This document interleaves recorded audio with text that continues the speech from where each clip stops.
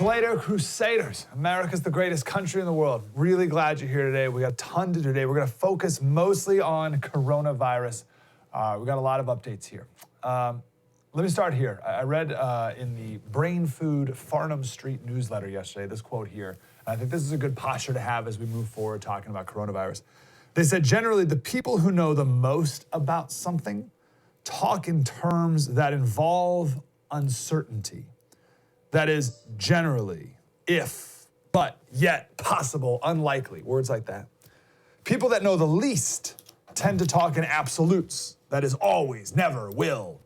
The language you hear and read, be it online or in person or here on the First, is a proxy for quality. While we have a tendency to seek out certainty, nuance is generally more accurate. Not a great way to start out a TV show. I understand that, because you want certainty. We're always looking for certainty. We're looking for answers. And for so long, we've been trained to think, because the people on the TV tell us, but we've been trained to think that people on the TV know everything all the time with 100% certainty. And still, amazingly, every time they're wrong, we come back running for more of that certainty. That was just wrong. I'm not going to play that game with coronavirus. It's too important, and there's still far too many unknowns. And the people who I read or hear talk about this in absolutes, I'm going to discount their opinion just a little bit. And the people who speak in uncertainty, I'm going to pay a little bit more attention to that. So that's the first thing. Here's where I'm at right now. There's people I admire and trust and value who are saying that this thing's going to be really bad in the next couple weeks here. And a lot of people are going to die, and or there's going to be major second-order consequences that we're going to talk about here in a little bit. And there's also a lot of people who I admire and trust who are saying this thing's way overblown, and it's going to peter out in a few months. And I look at this, I was like, oh, I like you, and I like you, and I like, what do you do with that? So I want to present you here with information the best that we know it. Let me start with my conclusion, then we'll work backwards. I still believe at this moment, March, what's the date? March 9th.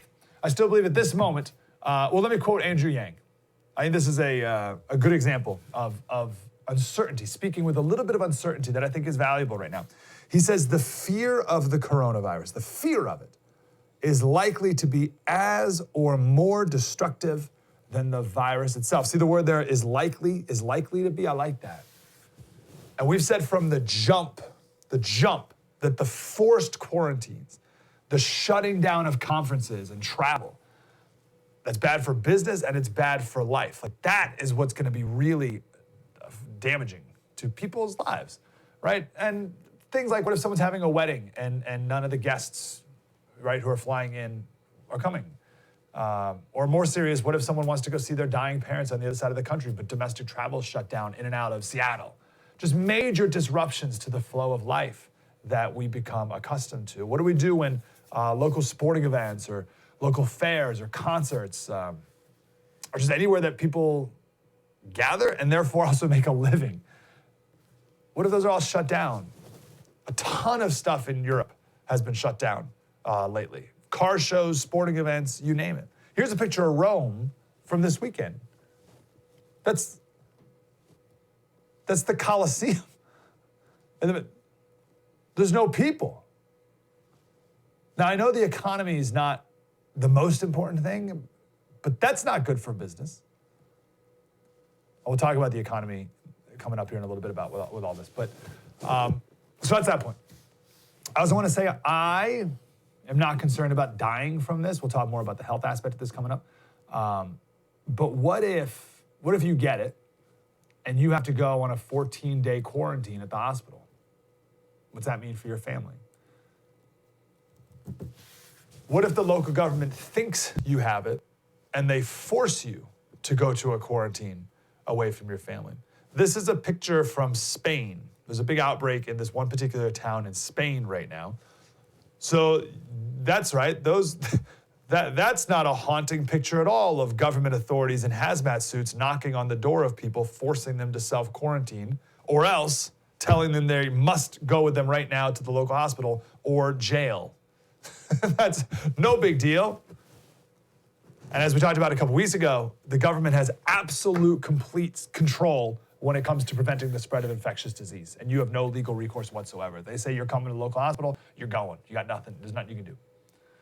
So I'm not worried that I or anyone in my family is going to die from this, but I'm also not thrilled about the prospect of being forced from my home and placed in a 14-day quarantine if it comes to that. So what do we do as a society if things like this start happening? And I'm not excited about a self-quarantine either, right? I have a 2-week supply of food, but it's not so much the scenario of we're healthy and we don't want to leave the house because we might get sick. It's more of if we're sick and we can't leave the house. We're not allowed, like people in hazmat suits come by, check on us, make sure we haven't left the house. You think people were over, have you ever seen this video? There's a bunch of videos like this. You guys have the Costco, or this one's not Costco, but there's videos out of Costco and everything. People fighting over toilet paper, right? There's runs on toilet paper, right? You think that stuff like that's bad? You ain't seen nothing yet. And Jason Howard made a really great point on this. He shared that video and he said, this is why you should always be prepared. Not because you think it's Armageddon, but because human beings are insane when they're scared and desperate. So are you prepared not so much for coronavirus even, but for human beings who are scared and desperate?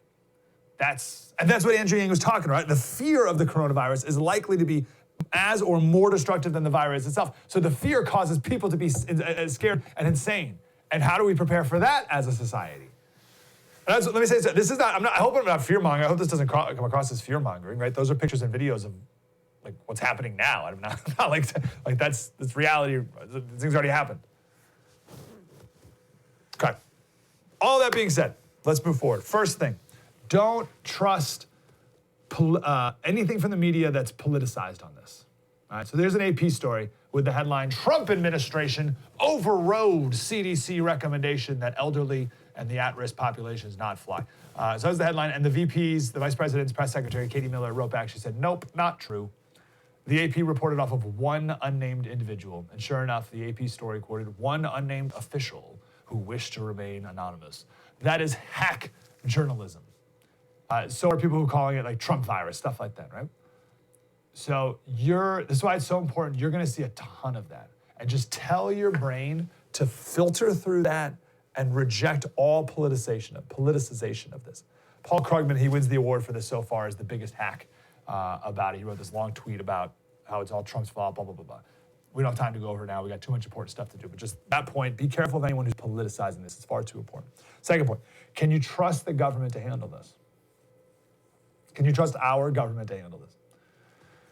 This one's so tricky because I think it's just like our justice system, right? It's got major problems, but it's the best in the world, by far. And as we talked about, I think it was last week, we are by far the most prepared nation in the world to deal with a global pandemic. It's not even close, but it's still the government. They're terrible at almost everything. This is a ProPublica article. Headline is, Key Missteps at the CDC Have set back its ability to detect the potential spread of coronavirus. Okay? So there's a long article about the problems at the CDC, some of the mistakes that the CDC's already made. Now, here's my understanding of this. There are many different ways to test for COVID-19, for coronavirus. And hospitals could develop their own tests, as they often do with things like this. But because the CDC labeled this a public health emergency, it triggered this whole complicated set of federal rules, including raising the bar for all tests that are developed by local labs and hospitals, right? So normally a hospital would develop a test and then they would use it. But because it's a health emergency, now a hospital would develop a test and they have to get permission from the FDA. So the hospitals need to validate their tests with the FDA, even if they followed CDC protocol exactly. And this entire process is just bureaucracy, just tons of bureaucracy, when time is very valuable. And then, so the CDC, they insisted on their own test, which took longer to develop. And in the meantime, people could have been tested in all these other ways, and they weren't. So we missed weeks, because of bureaucracy, weeks, because we required hospitals to use this one and only CDC test. And then when the CDC tests were released, they were unreliable in many different ways as well. Alexander Greniger, by the way, notice we're, unlike the AP, we're not using anonymous sources, right? These are actual people here we're quoting. So Alexander Greniger, he's an assistant professor in laboratory medicine at the University of Washington Medical Center. He submitted his COVID-19 test. It copied CDC protocol perfectly. He's had to submit it to the FDA, and they didn't approve it. And they said in order for them to approve it, he had to also make the test in a way where it would not test positive for SARS or MERS as well. But that's completely unnecessary to require that when we got to get moving here, right? SARS disappeared in 2003, hasn't been around since. And MERS, that's from the Middle East, and there's been 2 cases in the US since 2014. So why would that be necessary? We got to move now. So and the things that this scientist, the things he needed to meet that FDA standard, it would have taken 2 months in order to collect and put together. So he said this guy was scrambling for 2 days trying to find what he needed. And then finally, at the end of all this, the FDA relented. And now hospitals can develop and use their own test, right? But there's weeks where the bureaucracy of the whole thing. So again, we have the best government in the world for this type of stuff. But it's still the government. Not only the developing of the tests, but also the use of these tests. So in order to get one of these test kits, and there's so few of them because of all this, the patient had to fit very precise criteria. So this was the problem up in Sacramento, which is one of I think the first case in California. Doctors thought this guy had it. Like, oh, we think you have coronavirus, but they couldn't test him because he didn't fit existing criteria for the test. Specifically, he hadn't been to China. So at the time, the CDC said, hey, we only have a few tests. Here's all the criteria that one needs to meet in order to get one of these tests. And one of them was, have you been to China recently? And he hadn't. So like, oh, no test. Right? So it's like, oh, well, that doesn't help anyone. And so again, it took a long time before he was able to finally get tested. There's a nurse at one of these hospitals in Northern California who was treating corona patients, and she got sick. And here's what she wrote this long screed about how we're woefully behind in this. She said, I'm very concerned that not enough is being done to stop the spread of coronavirus. I am awaiting permission from the federal government to allow for my testing, even after my physician and county health professional ordered it. So what's her story? She can't get tested because the CDC says she shouldn't have it because she was wearing all the protective gear while she was treating people with coronavirus. So because she was wearing protective gear, it's a very low likelihood that she actually has it, so we're not going to actually give her a test.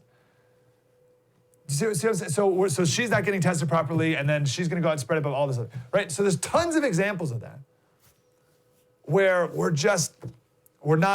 government doesn't act quickly. It can't. They're inept and slow. They do amazing things, right? The government's doing amazing things like developing test kits. Like, how is that even possible? Maybe government is a part of helping find a vaccine for this whole, like, that's amazing, but can also be so stupid at the same time, that same government. Again, one last example of how slow the government can be, how inept the government can be, how just a complete lack of common sense, because it's nameless and faceless.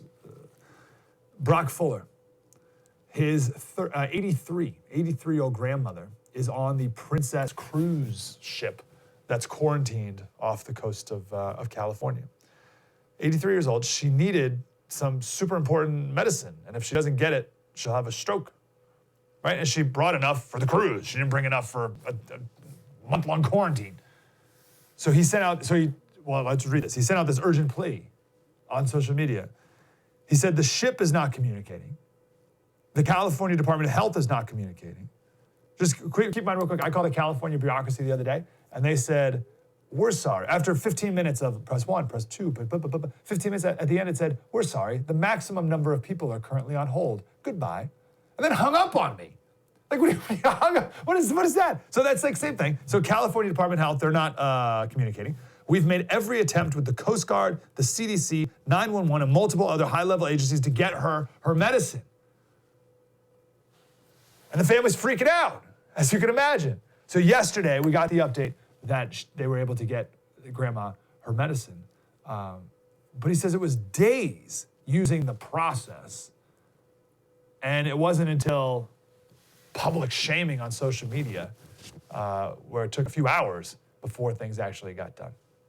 Okay, so there's my background of the whole thing. Like, what do we do where people I value and trust? Some say it's a big problem and it's going to be really, really bad in a few weeks.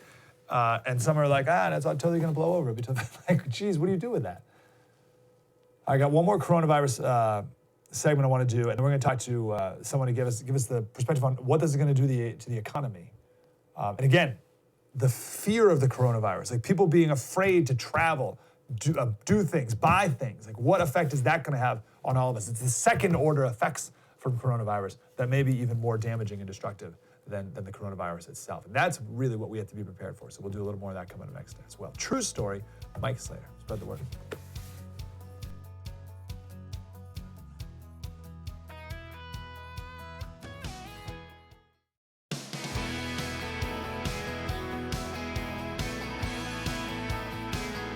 Hi, Insiders. Coming up next, we're going to talk with the former Deputy Director of the Department of Commerce, talk about the business effects of coronavirus, second order effects. Let's talk a little bit about the virus itself, right? Like what we know so far about it. A couple interesting things I read this weekend. Went through way too many academic and scientific journals, which I'm not, thought I graduated college, I don't have to do that stuff again. Anyway, depending on the temperature of the environment and the humidity, a couple other factors, coronavirus can live on different surfaces from between 3 hours to 9 days. Here's the journal, just so you don't think I'm making this up. Here's where I got this scientific analysis. Persistence of coronavirus on inanimate surfaces and their inactivation with biocidal agents. So a certain amount of the virus, and different times for different amounts of the virus, right? But a certain amount of the virus on paper, like if it literally, someone sneezes on paper, can last for 3 hours. So not too long. But a good amount of the virus on plastic can last 9 days. And then everything in between. So if someone with coronavirus goes to, I got 3, a 2, and a newborn. So we're going to the playground all the time. So in my brain, if someone with coronavirus goes to the playground, they went 5 days ago and they sneezed on the monkey bars. And then I go to the playground, I'm on the monkey bars, and then I touch it, and then I wipe my eye. That was it. That was probably me contracting it. Then, right? And that's 5 days can go by or more. Now, the same study talked about how to kill it. And it's stuff that you might have. So Clorox disinfectant wipes, heavy-duty Lysol, Purell professional surface disinfectant, and then good old-fashioned soap, which maybe if we're want for time, we could talk about the science about why soap actually kills this virus. Like, how can soap do it? Anyway, that's interesting, but so that's that. So that it can last for quite a long time on surfaces. That's my takeaway there. Also, if you first get symptoms, it takes about 7 days before you need to go to the hospital, probably. 8 days before you have shortness of breath, 10 days before you're in the ICU. So if you do nothing and you wait for 10 days, you're in the ICU. When it's all over, we'll be able to do a better analysis of this. But why are so many people now so slow to respond to coronavirus? And I might be considered one of them, right? There may be people in Italy right now who are screaming at me. Like, do this, do that, you don't get it, you don't understand. For freaking out right now because I'm kind of more on the, not too worried side. But I was thinking about that, why are we reacting so slowly here in America? Well, I'll tell you, I'm more concerned than my wife was with a bunch of her friends that went to lunch yesterday, and they're zero concerned. All of her friends are nothing concerned at all. So I'm way more concerned than they are. It's all relative, right? But why are people reacting so slowly? And maybe coming up another day, we'll talk about the San Francisco companies that are responding so quickly and strongly compared to maybe other companies across the country. Anyway, I think in America, we are used to things happening fast. Not only do we have short attention spans, but we're just used to things happening fast. Mike Bloomberg was on the cover of New York Magazine or New Yorker, and it was the headline was something like, he's all in, or he's buying it, or something like that. And he's like a big tough guy face. And it came out the day he dropped out. right? So things happen fast. And we heard about coronavirus for the first time in China maybe 2 months ago. The first case in China was January 11th. The first case in America was January 21st. So let's say we've heard about, most people probably heard about coronavirus since January 21st. So it's been a month and a half. And for most people in America, there's been no change in their life whatsoever. There hasn't been this. Look at that. Have you seen videos like this out of China? I mean, what are we? Could you imagine if you saw a bunch of stormtroopers marching down your street, spraying God knows what all over your face? What is that? I'd say if we saw that in our town, people would be a little more freaked out. But because we haven't, I think a lot of people have assumed, oh, it's not that big of a deal. If it were a big deal, we would have felt it by now. I think that's what people are thinking. If it were a big deal, gosh, I've heard about this for a month and a half now. If this were a big deal, then clearly, we'd have stormtroopers in the street, right? Because we're used to things happening fast, and it's taken a long time, and really not much yet here in America. And we hear news updates every day, and it's like 11 cases, 20 cases, 28 cases. And you're like, come on already. But here's the problem: exponential growth. There's the classic game where a dad doesn't want to give his kid $5 allowance anymore. He says, the kid, you don't deserve $5 a week. And the son says, all right, Dad, tell you what, no more $5 allowance. Instead, on the first day, just give me 1 penny, and then we'll double it every day, just for a month, and that's it. And the dad, of course, says yes to that. So 1 penny on the first day, then 2 pennies, then 4, then 8 pennies, 16 pennies, and so on, right?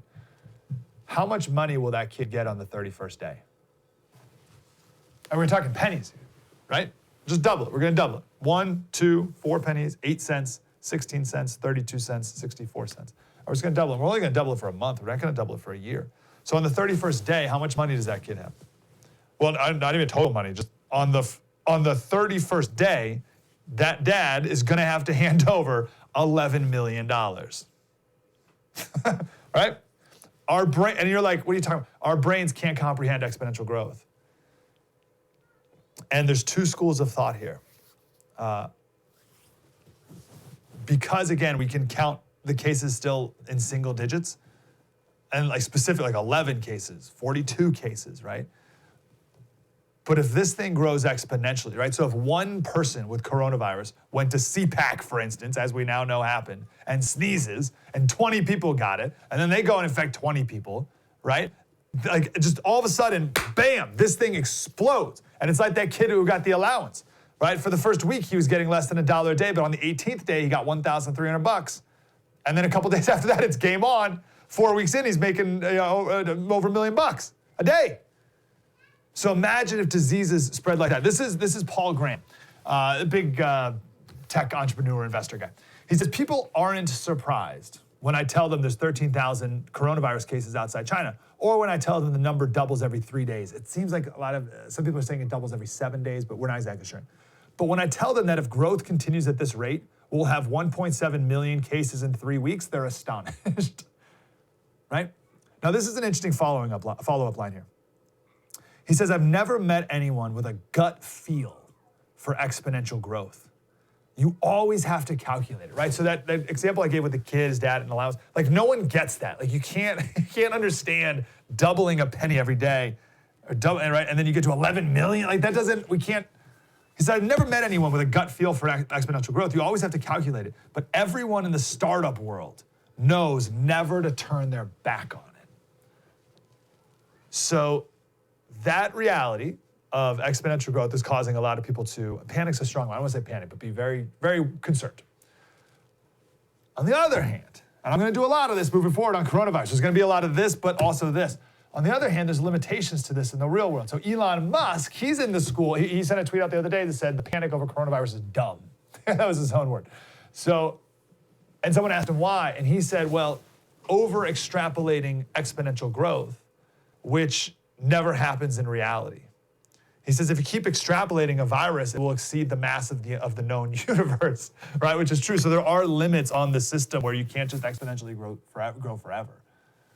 So again, what do you do with this? We're either this whole thing's going to grow exponentially and we're all in big trouble, or it won't. So I don't know. But here's something I think is more probable. Again, we're focusing on second order effects, because dying from this isn't the biggest concern.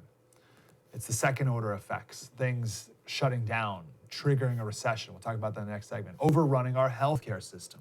So this tweet thread has been getting a lot of attention lately. It's from Liz Specht. She says, she goes through the math here. And she says, let's say there are 2,000 current cases of coronavirus in the United States. If there's a doubling every 7 days, and she's being more conservative than Paul Graham was, right? If there's a doubling every 7 days, that's 1 million cases by the end of April. So we're March 9th, so we got like a month and a half. It's 1 million cases by the end of April. 2 million by May 5th.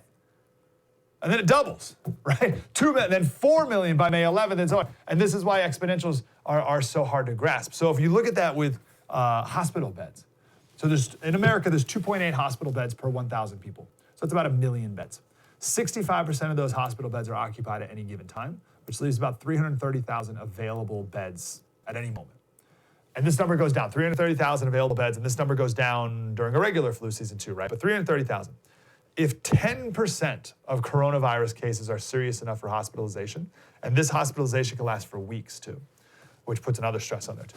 But if 10% of cases are serious enough for hospitalization, by May 8th, all the hospital beds in the United States will be filled. And that doesn't account for beds being properly quarantined and controlled or not, right?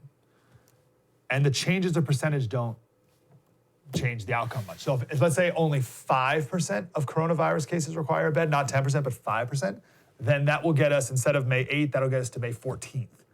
If only 2.5% of cases require hospitalization, then that's gonna get us to May 20th, before all the hospital beds in America are full, which they never are. That's a major burden on our healthcare system. And then they also can't pay as much attention to other things that are going on in a hospital, right? People are still gonna get heart attacks and strokes, and people are still gonna give birth, right? So what happens to those patients if a hospital is overrun with coronavirus patients? And like literally overrun, like people in the hallways, like, what does that look like? University of Utah, they built these tents outside of their hospital just this weekend, just to treat coronavirus patients. We're gonna see a lot more of those pop up everywhere. Local towns, counties are gonna have to figure out what they're gonna do. Schools, public buildings are gonna have to become centers to help people like this. And then another thing I just wanna throw out here, and maybe if this becomes more urgent, we can talk more about it, but the qualifications to legally help coronavirus patients is gonna have to be lowered. Right? There's no way, if this turns into a thing, there's no way we can meet the demand of nurses without allowing less qualified people to play that role for coronavirus patients. Does that make sense? There's only so many nurses, there's only so many doctors, there's only so many nurses, and when you have so many patients, you're gonna have to allow people, deputize people, I suppose would be word, deputize people to say, okay, you're not a nurse, but you're gonna be one for the next couple of weeks, if you want, taking care of these patients in this tent, because our nurses are busy doing, right? But government's not good at adapting, as we talked about in the first segment. I got time for one more thing? Let me make one more point. We have no idea what the death rate is. People say 1%, but we don't know, right? It seems like it's mostly affecting older people who already have respiratory problems, but that's not even always the case either. One reason why so many people may have died in China is because the air quality is so bad compared to America. But I'm not concerned about deaths. You know the swine flu? The swine flu 11 years ago, 22 million people got it. Did you know, right? 22, excuse me. I take that back. 60, so there's different estimates. President Obama said 22 million, but the CDC came out later and said 60 million. 60 million people got the swine flu. I don't remember any panic at all. And 12,000 people died from it. I don't know how many of those were sick or otherwise sick or already sick or old.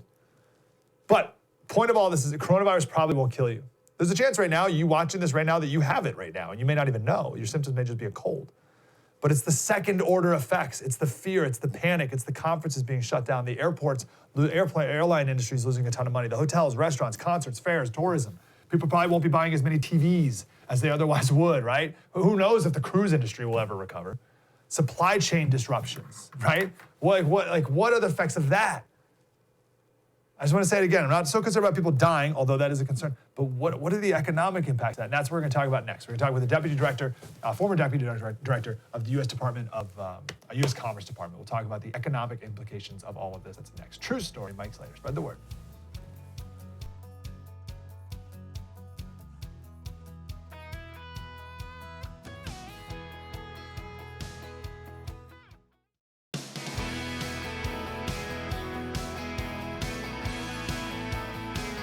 Hey, Slater Crusaders. So, again, we're operating off of this. I like this Andrew Yang tweet. I think this is a very good statement for the day. Things are changing, right? But I like this. The fear of the coronavirus is likely to be as or more destructive than the virus itself. So by fear, I think it means I like the second order effects of the virus and how people react to it, and the economic impact is going to be one of those things as well. So to talk about that, I want to talk to Chris Garcia from the Livingston Group. He's the former deputy director of the Commerce Department. Chris, how are you, sir? Hey, good to see you. Good to talk to you. So first of all, what do you think of that statement first? The fear of the coronavirus is likely to be as or more destructive than the virus itself. What's your overall take there? Yeah, I mean, so it's an accurate statement because, it's the fear of what's impending, of what's to come, right? I mean, I don't know how many times the Surgeon General has to say that the general American populace is going to be fine. It's only those that have a compromised immune system, the elderly or the already enfeebled, that are going to be most susceptible to this. If you recall back in 2001, after 9/11, then President Bush said that we ought to go out and make sure we spend our money. Let's not stop. Let's not halt our lives. And that's because there is in fact a secondary effect that happens when you stop spending, right? When you stop going about your normal course of business. Last week, it was interesting to hear that President Trump was asked if the auto industries or the airline industries rather, and some of the other tourist industries were going to be seeking a bailout. And he said, hold on a second, don't ask that question. And I think it's because of two things. Number one, he didn't want them to come in and ask for those bailouts. But number two, when you start talking about needing to bail out industries that are susceptible to failure, then the American public starts to really wonder, is this thing as bad as they say it is, or is it worse? Yeah, any leader, Trump, but also any leader of any business right now is in a pretty tough position of wanting to do what's necessary to keep people safe, but also not wanting to cause people to panic. Like, that's hard for anyone. Yeah. What do you do with that? Yeah, well, I think that the first thing is that we expect transparency from our government, right? And I think that's what the Trump administration has done.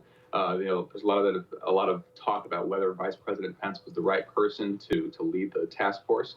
Of course, he's the right person. The president of the United States can't handle the entire thing himself, nor can he put it off on somebody who's a lower level, health czar. And so, Vice President Pence is a perfect response to have somebody who is exactly of the stature, I should say, to make this thing, appear that it's being taken seriously by the administration and not just pawning it off on some lower level health official. At the same time, he's relying on those health experts to make sure that he gets the best information possible. One of the best things that President Trump did is he ordered the cutoff and the travel restrictions of all foreign nationals from those targeted countries, including China. If he didn't cut those passengers off, he didn't cut those foreign nationals off, or even the American citizens before having them screened and so forth, this would have been a much more serious pandemic. So that's the first thing that President Trump did that was a very wise move. Second thing is, right. We'll get into a couple other things that he's done, but the response has been a positive response so far. Great. All right, let's talk the economy. So we've seen violence is a strong word, but huge fluctuations in the stock market. What's your assessment of that? How should we view that?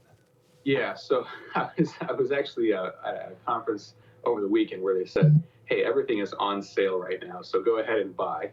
And then we see what happened today. We have 7% drop in the S&P 500, which is what has ordered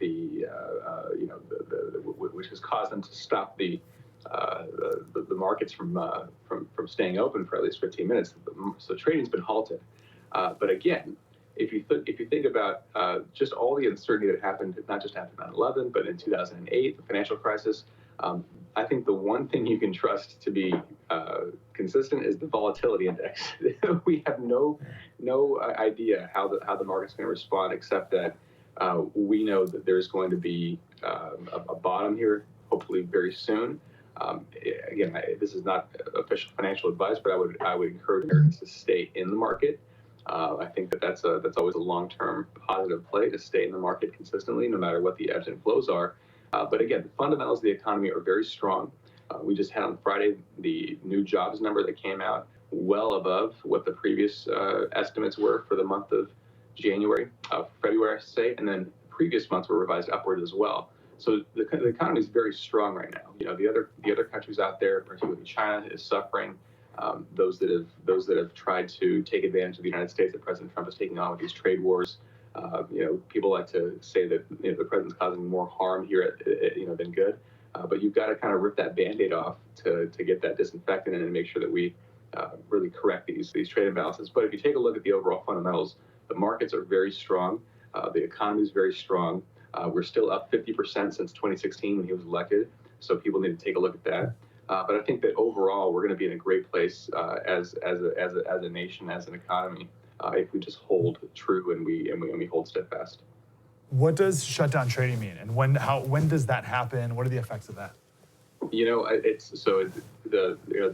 The markets, whether it's New York Stock Exchange, whether it's the S&P, Dow Jones, they have the autonomy to shut down trading when they think that there's going to be a risk of a massive sell-off. So what I would say is, there are certain circumstances like today when they saw that there was going to be no end in sight to the sell-off. That's to keep the market afloat. That's to keep the market buoyed, to make sure that we really don't see a run on markets. Because again, maybe there's chances where there may not be all the right information out there, where people are reporting on information that's not completely accurate. And so I think that's part of the reason sometimes it's done at the urging of the administration, but ultimately they have the autonomy to do that.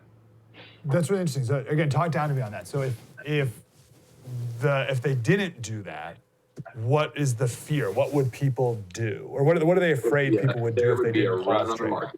There would be a run on the markets. Basically, you'd have Americans and institutions selling, and that would cause even further selling.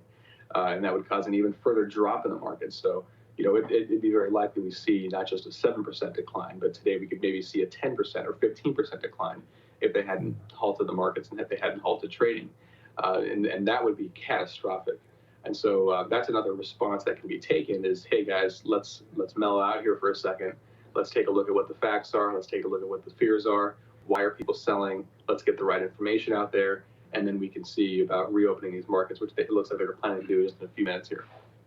Wow, so that's interesting. So when they pause, what do they hope people then do, right? Like, so if people are selling and they think there's a fear of selling, and then they stop for 15 minutes, like, why wouldn't people just keep selling? I know you say, like, people get more information and stop panicking or whatever, but, I mean, 15 minutes, like, is that enough? Is that enough for people to be like, or maybe it is. Like, is it enough for people to take a deep breath and reconsider? It very well might be. We'll have to see what the response is after these 15 minutes. Maybe they extend it, maybe they don't. But I see at least this 15 minutes as a chance for traders to reassess the situation, because it's not just the United States.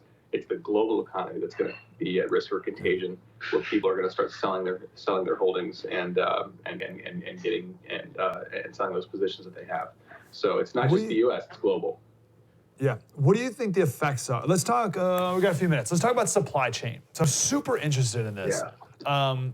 Because I'm amazed about how, like very iPencil, like how anything's made. It's amazing how it can all come together. So we're doing a special on Friday about China, and we're going to talk a lot about supply chains there as well. But this is a major disruption in the supply chain.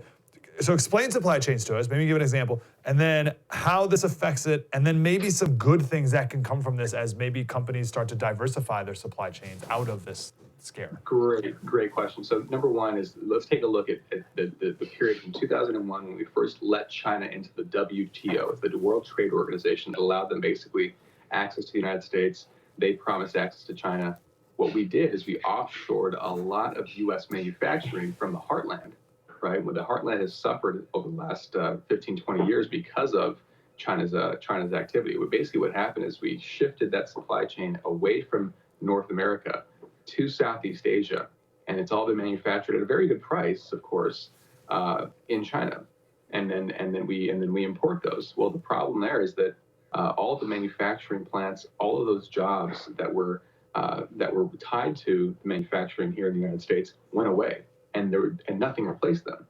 And so essentially what's happened is you have now a robust China who has not opened their market, who has not allowed the United States companies to sell freely, fairly, and openly, in a reciprocal manner. And that's the whole precipice for this entire trade war with China, because President Trump realized that we've been ripped off for way too many years. China has not held up their end of the bargain.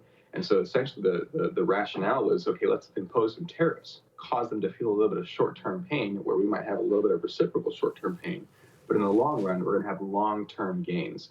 And so that's the entire rationale behind this. Now with coronavirus, and it's basically very fundamental business. Don't just manufacture, don't just source your things, don't just have your supply chain dependent on one country, China. Diversify, whether it's India, if you need to have something made at a low cost, go to India, go to Vietnam, go to Latin America. But don't be dependent on just one country, particularly when that country is ripping you off and stealing your IP and forcing tech transfers and subsidizing their own state-owned companies. Diversify. So what President Trump has tried to do is reorient that supply chain away from China, maybe into neighboring countries, but ultimately to North America, which is why China Phase 1 trade deal and the USMCA, the US-Mexico-Canada agreement, were all done in such a close coordination, because we're trying to move those manufacturing jobs back to the United States, because in cases like this, 80%, this is crazy, 80% of all of our pharmaceutical products are made in China. Imagine if they decided to halt that. Just imagine that. So let's move manufacturing outside and back to the United States for security purposes at the very least. Yeah, so I've always, as a free marketeer, I've always been more inclined to say, division of labor and whatever. Like if they can make it cheaper, then we can do things and we can trade, blah, blah, blah, blah, blah. So sure.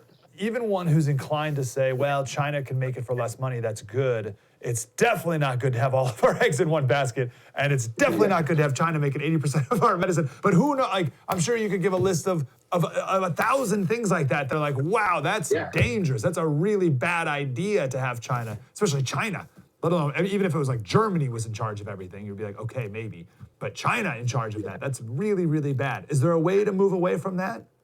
Yeah, so that's exactly what the president's doing now. It's it's renegotiating the existing trade agreement. It's renegotiating with the emphasis, not just that China make bulk purchases of U.S. goods like agricultural goods and so forth, but that they stop stealing intellectual property, that they stop forcing the technology transfers from U.S. companies who are trying to do business in China, and that they actually play by a free, fair, and reciprocal trading relationship. So you've got guys like Bob Lighthizer, the U.S. Trade Rep. You've got guys like Peter Navarro in the White House, of course, led by President Trump, and of course, Secretary Mnuchin, Secretary Ross, my former boss, who have all done a great job of putting pressure on China, whether that's through 232 investigations, 301 investigations at the Commerce Department, or through actual outright tariff impositions. Again, nobody likes tariffs. Nobody likes to see, tariff goods. I think that distorts the market a little bit. But if all the other solutions, if all the other ways that have been used in the past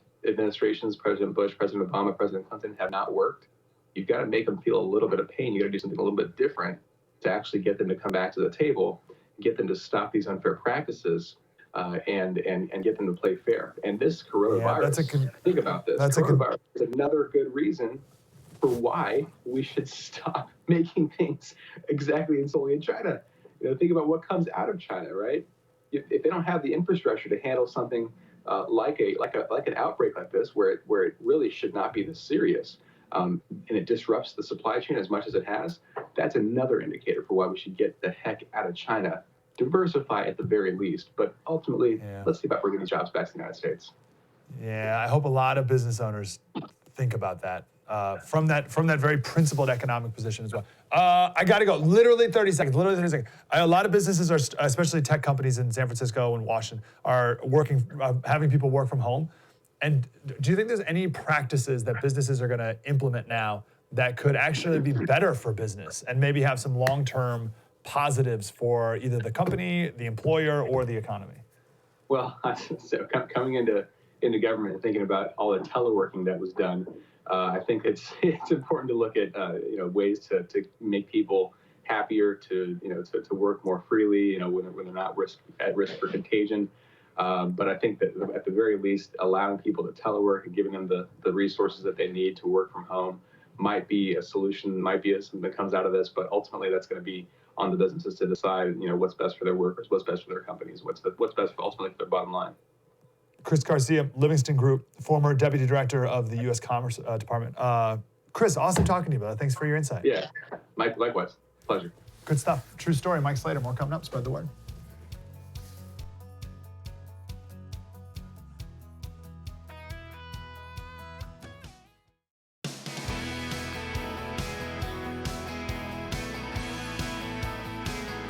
Hey, Cider Crusaders, I want to get to our next guest. His name is Matt Matern. Matt, how are you, brother?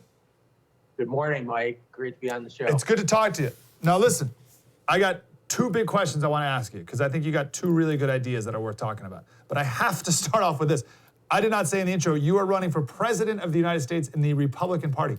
Last I checked, there is a Republican in the White House right now.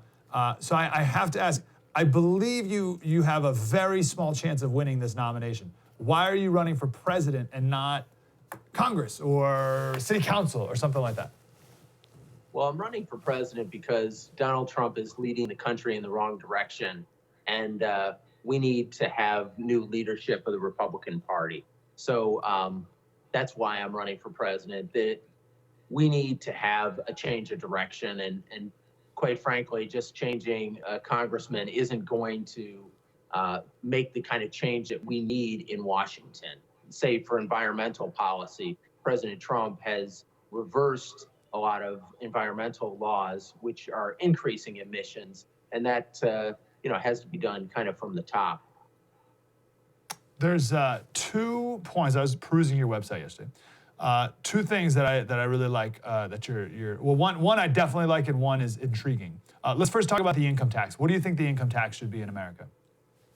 Well, I think that we should eliminate the income tax for people earning $50,000 or less, or families earning under $100,000 a year. And the reason for that is that the income tax was never designed to hit people in that group. It was supposed to, when it was designed in 1913, there was a $4,000 exemption. So that's $101,000 in today's money. So we should get back to basics and not tax working Americans, give them their own money to save and invest, and that will be A, an engine of economic growth, and B, tax fairness. So that's my plan. What's the bureaucratic, because as I was filling out my taxes this weekend, what's the biggest bureaucratic obstacle to making that happen? There's tons of people working against that, working against anything like that ever happening. And I'm so on board with what you just said. Why can that not happen? Or why hasn't that happened, I should say? Why it should happen is that it affects 60% of all Americans. So that all Americans should be getting behind this idea because it's a great idea for the middle class. And it returns us to tax fairness because, quite frankly, we should close the loopholes on people earning $1 million or more. Just have a flat rate of 37%. It's going to wipe out, as you said, a lot of bureaucracy by a lot of people not having to file their taxes. It'll free up a whole lot of time and economic opportunity for people who are not engaging in really a wasteful exercise of filling out tax forms. Yeah, I'm so down with that. I think the intriguing policy that you have is about homelessness, which we talk about a lot on the show. So what's your idea here?